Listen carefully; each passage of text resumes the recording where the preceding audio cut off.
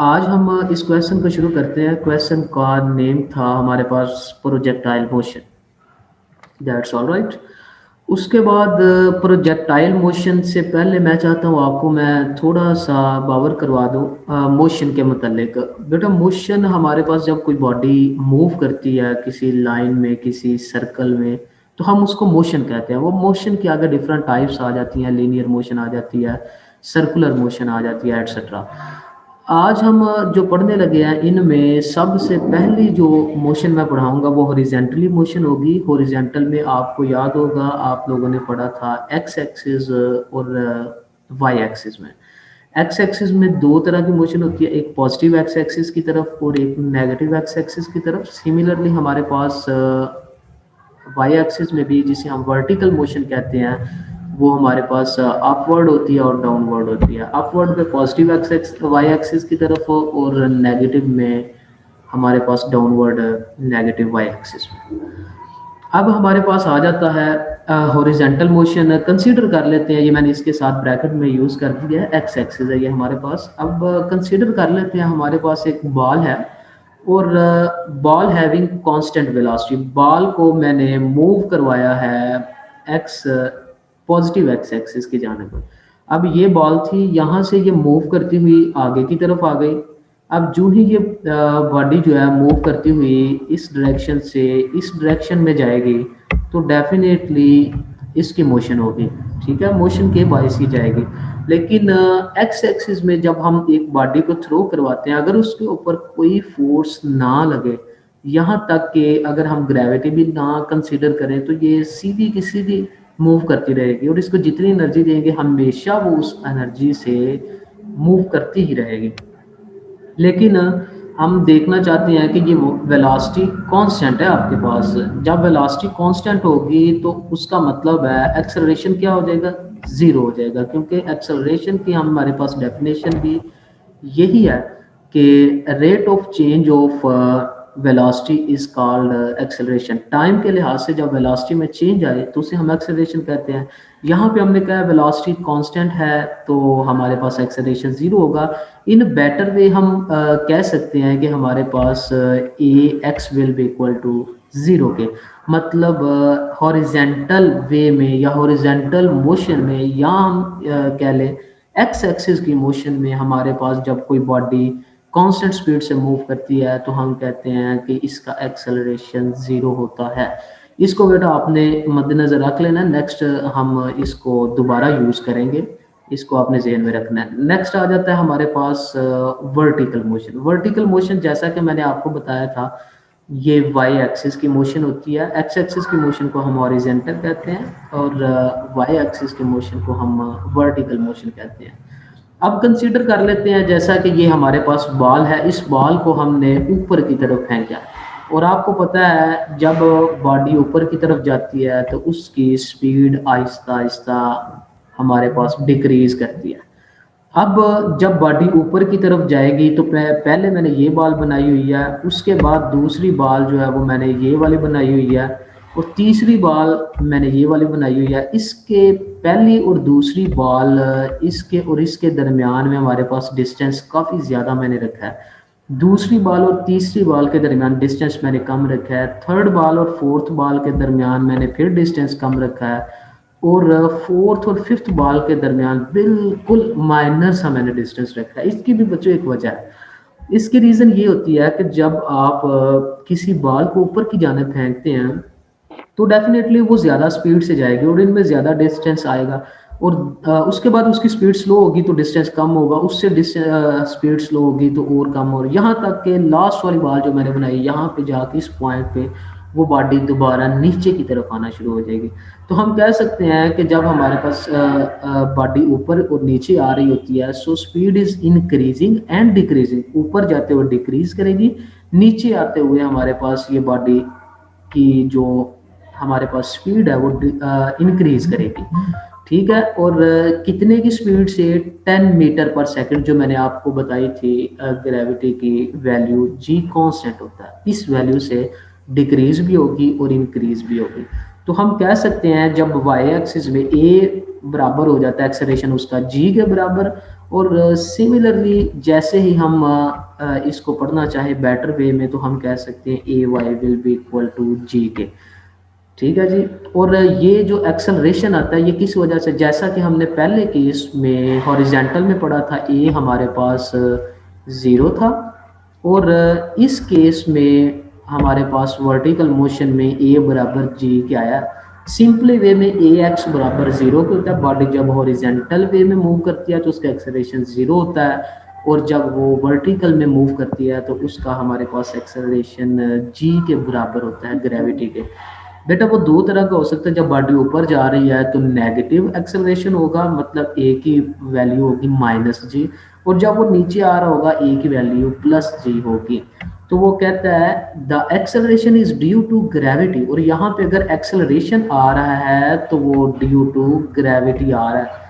उस केस में हमने ग्रेविटी को इग्नोर किया हुआ था, हमने कहा कि आगे की तरफ बॉडी जा रही है हॉरिजेंटली, इसलिए वहां पे एक्सेलरेशन जीरो आया था। यहाँ पे हम कह रहे हैं कि जब ऊपर जाती है तो ग्रेविटी उसकी स्पीड स्लो करती है, जब वो नीचे आती है तो ग्रेविटी उसकी स्पीड ज़्यादा कर देती है। तो इसका मतलब है एक्सेलरेशन प्रोड्यूस होता है और वो ग्रेविटी की ही वजह से होता है। यहाँ पे आ जाते हैं, here in all cases we ignore the air friction. वो कहता है एयर फ्रिक्शन को हम इग्नोर करेंगे। और सेकंड वन इज और एयर रेजिस्टेंस। ये दोनों एक ही चीज़ें हैं। आप फ्रिक्शन एक रेजिस्टेंस ही होती है, तो आप ये भी कह सकते हैं कि हम एयर फ्रिक्शन को इग्नोर कर रहे हैं, क्योंकि जब हमने हॉरिजेंटली बॉडी को मूव करवाया तो सारी बात है वहाँ पे एयर तो होगी, एयर तो उसके ऊपर लाई करेगी, रेजिस्टेंस क्रिएट करेगी। लेकिन हमने इन सब चीज़ों से अभी आज़ाद होके फिर वो क्वेश्चन ये कर रहे हैं कि यही समझ लें कि हमने इन सब चीज़ों को इग्नोर किया हुआ है और हम आइडियल केस की बात कर रहे हैं। अब नेक्स्ट हमारे पास अभी तक आपको सिर्फ यही मैंने बताया है, हॉरिजेंटली मूव करते हुए एक्सेलरेशन जीरो होता है बॉडी का, और वर्टिकली मूव करते हुए जी होता है, और वो पॉजिटिव भी हो सकता है नेगेटिव भी हो सकता है। बॉडी अपवर्ड मूव करेगी तो हमारे पास जी नेगेटिव होगा, डाउनवर्ड मूव करेगी तो जी पॉजिटिव होगा।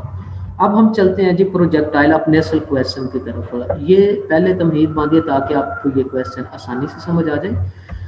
इसमें हमारे पास है प्रोजेक्टाइल मोशन। प्रोजेक्टाइल मोशन बेटा क्या होती है, वो कहता है टू डायमेंशनल मोशन।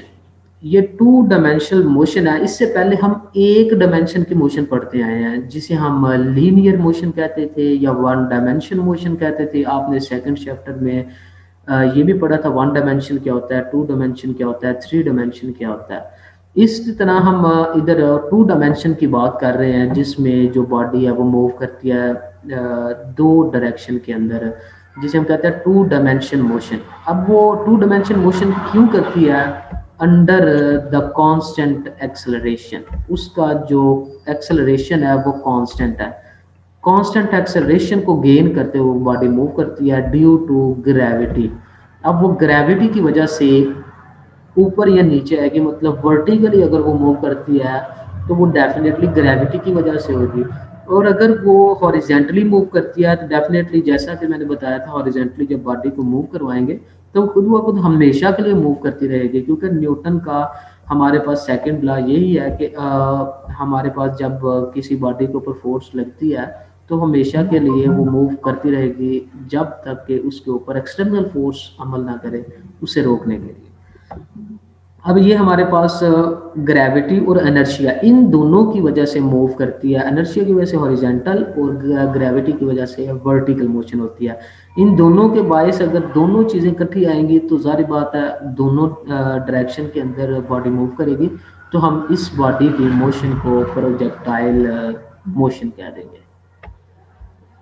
ले जी मैं दोबारा पढ़ देता हूँ। Two dimension motion under the constant acceleration due to gravity and inertia is called projectile motion. Next class इसको मैं थोड़ा सा सिंप्लीफाई कर दूँ। टू डायमेंशन मोशन का मतलब क्या होता है, उसका मीन है कि टू वन डायमेंशनल मोशन, मतलब कि दो जो है वो मोशन है, कौन सी वन डायमेंशन वाली, वन डायमेंशन वाली टू मोशंस, जिसको अगर आप समझने के जब भी आपके जहन में प्रोजेक्टाइल का क्वेश्चन आता है तो आपके जहन में ये जरूर आना चाहिए प्रोजेक्टाइल का मतलब टू डायमेंशनल मोशन है, और वो टू डायमेंशन से मुराद एक्स और वाई दोनों की डायमेंशन है, जो कि वन डायमेंशन एक्स एक्सिस है, दूसरी डायमेंशन वाई एक्सिस है।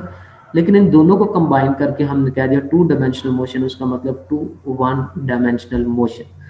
अब इसकी हम एग्जांपल पढ़ लेते हैं। एग्जांपल में हमारे पास आता है अ football is kicked. A football is kicked. जब एक फुटबॉल को किक किया जाता है बाय अ प्लेयर, एक फुटबॉल को एक प्लेयर के ज़रिए किक करवाया जाता है, तो वो डेफिनेटली अगर मैं कहूँ यहाँ पे हमारे पास फुटबॉल पड़ा हुआ है, तो यहाँ से एक प्लेयर इसको किक लगाता है, तो वो डेफिनेटली ये वाला रास्ता ही इख्तियार करेगा, यहाँ से आगे ये वाला।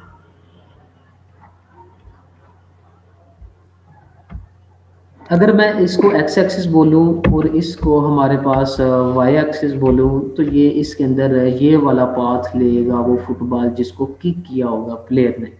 तो ये वाली हमारे पास प्रोजेक्टाइल मोशन ही कहलाती है, क्योंकि ये एक्स एक्सिस की जानब है और वाई एक्सिस की। अगर इस पॉइंट पे हम देखना चाहें तो ये देखें, इस जगह पे एक्स एक्सिस की इतनी वैल्यू इंक्रीज कर गई है और इस साइड पे हमारे पास वाई एक्सिस में ये वैल्यू इंक्रीज कर गया। जो जो आप आगे चलते जाएंगे तो ये इसकी डिफरेंट वैल्यूज देगा, एक्स एक्सिस भी बढ़ता जाएगा और वाई एक्सिस भी बढ़ता जाएगा, और इस पोजीशन पे आके एक्स एक्सिस हमारे पास मूव करता रहेगा, लेकिन वाई एक्सिस डिक्रीज होना शुरू हो जाएगा। पहले यहाँ स्टार्ट से लेकर यहाँ तक हमारे पास इंक्रीज किया वाई एक्सिस, यहाँ से लेकर यहाँ तक हमारे पास डिक्रीज किया वाई एक्सिस, लेकिन थ्रू आउट हमारे पास एक्स एक्सिस इंक्रीज ही करता रहा है। अब उसके बाद वो दूसरी एग्जांपल देता है, अब बॉल थ्रोन, एक बॉल जो है वो गिराई गई है, फॉल करवाया गया उसे बाय अ क्रिकेटर, एक क्रिकेटर से। एक क्रिकेटर है जो बॉल को फेंकता है, तो डेफिनेटली उसके हाथ से अगर बॉल इस जगह पे वो छोड़ देता है, तो डेफिनेटली वो आगे की तरफ जाएगी और इधर मूव करते हुए नीचे की तरफ जा गिरेगी।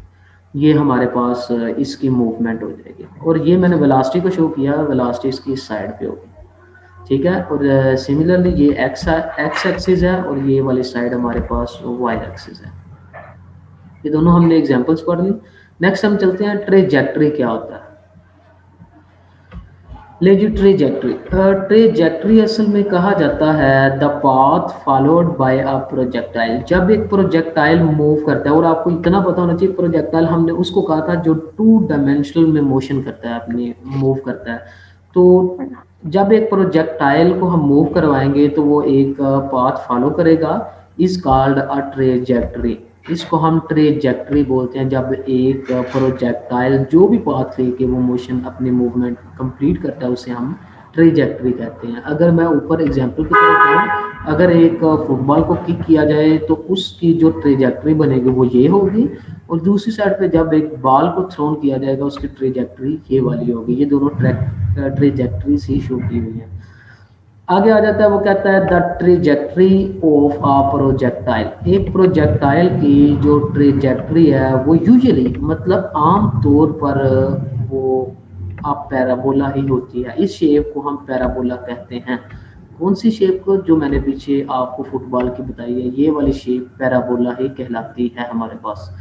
वो कहता है जब भी एक टू डायमेंशनल मोशन होगी या एक प्रोजेक्टाइल मूव करेगा, अमूमी तौर पे, मतलब ज़्यादातर उसकी जो हमारे पास शेप होती है वो पैराबोला ही होती है।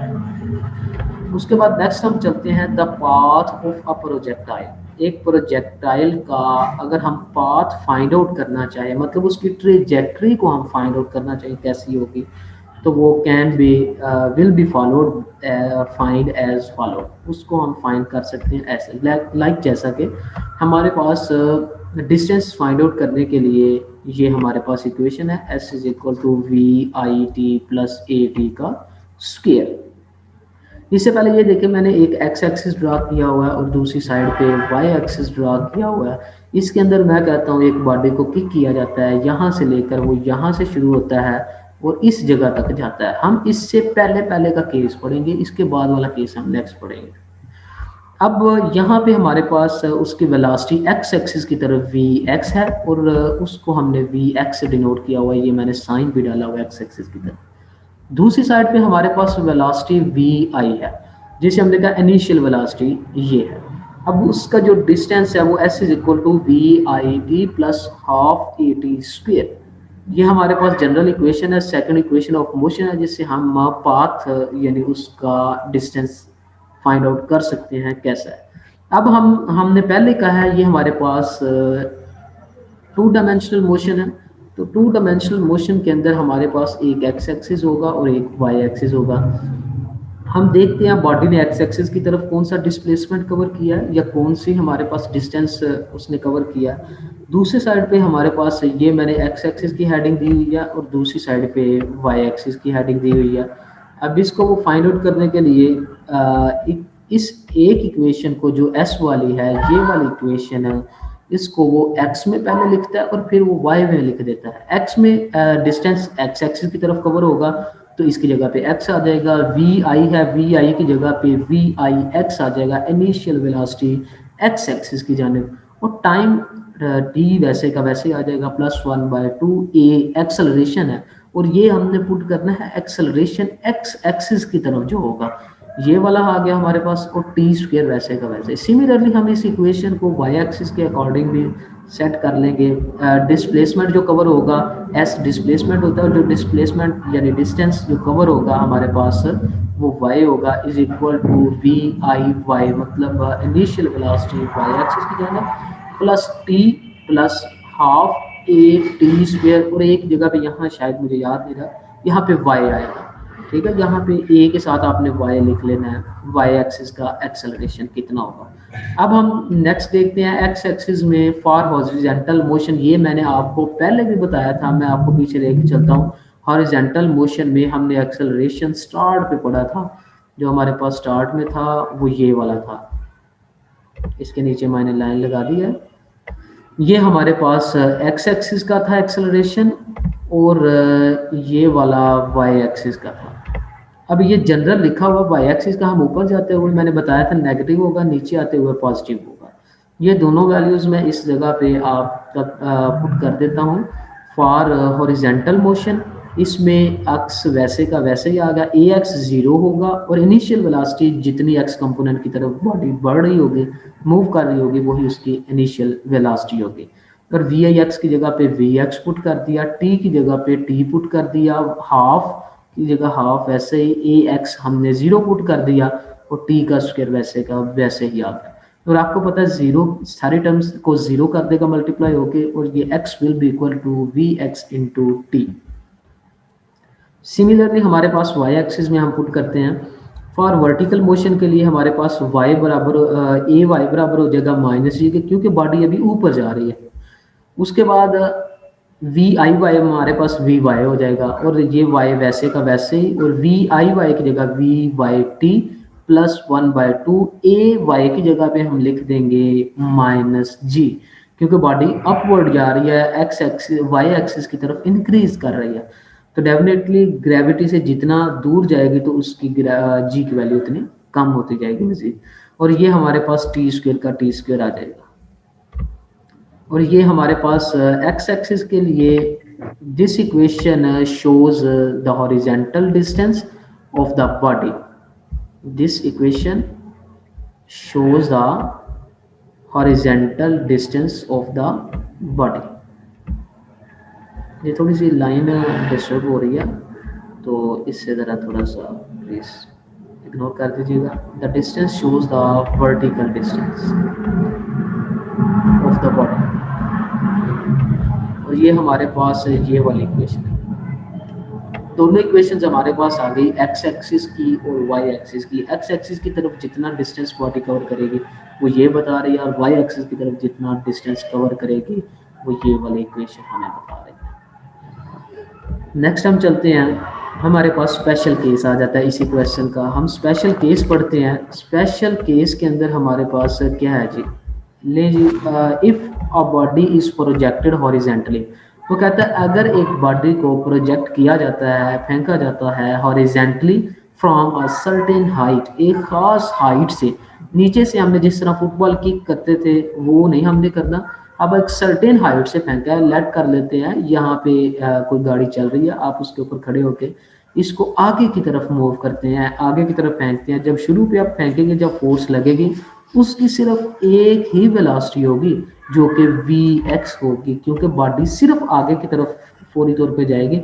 क्योंकि फोर्स हमारी ज़्यादा होगी, ग्रेविटी उसके ऊपर इतनी अमल नहीं करेगी, वो थोड़ा सा आगे सीधा ही मूव करेगी। उसके बाद जैसे जैसे ग्रेविटी उसके ऊपर अमल करेगी उसकी फोर्स कम होती जाएगी और ये आगे की तरफ और नीचे की तरफ ग्रेविटी इसके ऊपर लाई करेगी और ये नीचे की तरफ यहाँ तक आके यहाँ पे गिर जाएगी। और जब स्टार्ट हुई थी उसका सिर्फ एक्स कंपोनेंट था, ये याद रखिएगा, और जब वो आगे मूव करती रही फिर उसका एक्स कंपोनेंट इस डायरेक्शन में हो गया और वाई कंपोनेंट हमारे पास नीचे की जानिब ये वाला हो गया। और उसके बाद फिर यहाँ पे एक्स एक्सिस का इस साइड पे था वेलोसिटी का और वाई एक्सिस का इस साइड पे था, और स्टार्ट पे जस्ट ओनली एक्स का ही था। और अब हमारे पास वी आई वाई मतलब इनिशियल वेलोसिटी वाई एक्सिस की तरफ जीरो थी। मैंने पहले भी बताया इस जगह पे सिर्फ एक्स एक्सिस ही होगा, बॉडी नीचे की तरफ मूव नहीं करेगी बल्कि जस्ट ओनली स्ट्रेट मूव करेगी एक्स एक्सिस की तरफ, और इसकी इनिशियल वेलोसिटी हमारे पास जीरो हो जाएगी। और दूसरी साइड पे एक्सेलरेशन जो होगा, अब बॉडी ऊपर से नीचे की तरफ मूव करेगी जब ग्रेविटी अमल करेगी तो उसका जो एक्सेलरेशन प्रोड्यूस होगा वो प्लस जी होगा। अब ये दोनों वैल्यू हम दोबारा उस इक्वेशन में पुट करते हैं, y is equal to we I T plus half A T का स्क्वायर। अब ये y is equal to we I y हमारे पास जीरो थी, इनिशियल वेलोसिटी उसकी जीरो पुट की इनटू टी वैसे ही, प्लस हमारे पास हाफ और ए वाई की जगह पे हमने जी पुट कर दिया और टी स्क्वायर वैसे ही आ गया।